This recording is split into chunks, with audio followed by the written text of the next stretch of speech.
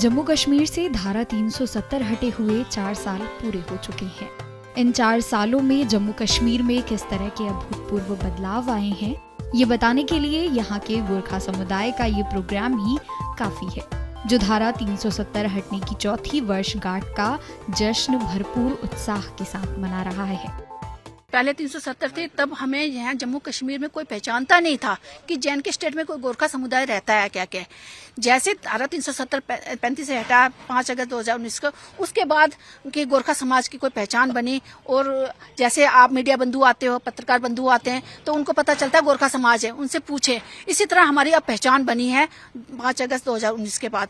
तो अब जाके कहीं हमें डोमिसाइल दिया गया। अब हमारे जाके पहले हमें बच्चों को या जे&के स्टेट में नौकरी की कोई प्रावधान नहीं था, कोई नौकरी के लिए जा नहीं सकते थे, वो एप्लीकेशन नहीं दे सकते थे। अब जब डोमिसाइल दिया उसके बाद हम हमारे बच्चे अब कहीं एप्लीकेशन देते हैं, कहीं नौकरी के लिए अर्जी देंगे, तो वो भी अभी IIT में एडमिशन लेंगे, डॉक्टर बनेंगे, इंजीनियर बनेंगे। इससे पहले हमारे वो चीज़ था ही नहीं।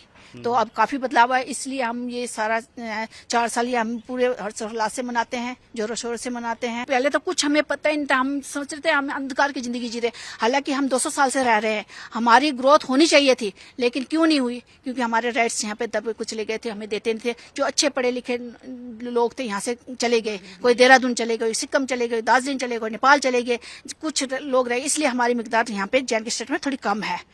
तो लेकिन 200 साल से रहने से अक्सर उनकी तो पॉपुलेशन तो ज़्यादा बढ़नी चाहिए ना, इसी वजह से हमारी पॉपुलेशन थोड़ी सी कम है। लेकिन ऐसा नहीं है कि फिर भी काफ़ी है, लेकिन हम अपने थोड़ी थोड़ी जगह में बैठे हुए हैं, लेकिन आज सभी इकट्ठे हुए और हम इसको इकट्ठे यहाँ सेलिब्रेट कर रहे हैं। धारा 370 के कारण जम्मू कश्मीर को विशेष राज्य का दर्जा जरूर हासिल था, लेकिन इसके कारण यहाँ के हर समुदाय को कोई विशेष लाभ नहीं हुआ।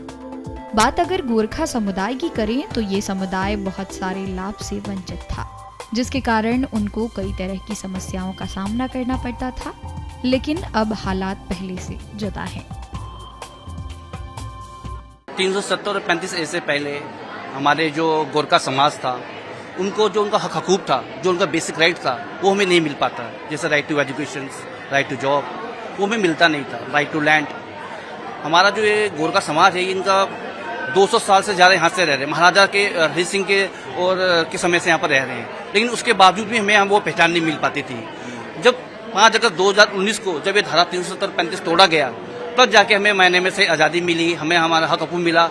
उससे हमारे युवा को नई जोश उत्पन्न हुआ, क्योंकि इससे पहले हमारे जो लड़कों को ना ही पूरी जॉब सिक्योर थी, ना ही उनका एजुकेशन पूरा था, वो कर सकते थे। लेकिन ये 370 के टूटने के बाद आज हमारे नए युवा को एक नई जोश, एक उम्मीद है, ताकि आने वाले कल में वो अपना उज्जवल भविष्य कर सकते हैं। बहुत चेंज हुआ है 3 साल के बाद, बहुत ही चेंजेस आए हैं। इससे पहले हमारे गोरखा समाज को कोई पूछता तक नहीं था कि उनकी बेसिक राइट्स क्या है, उनको क्या नीड है, वो कोई हमें पूछता नहीं था। इसमें हमें साफ है कि धारा 370 के हटने से जम्मू कश्मीर के हर तबके के आवाम को फायदा हुआ है, जिसके कारण जम्मू कश्मीर की विकास यात्रा का वो भागीदार बन रहा है।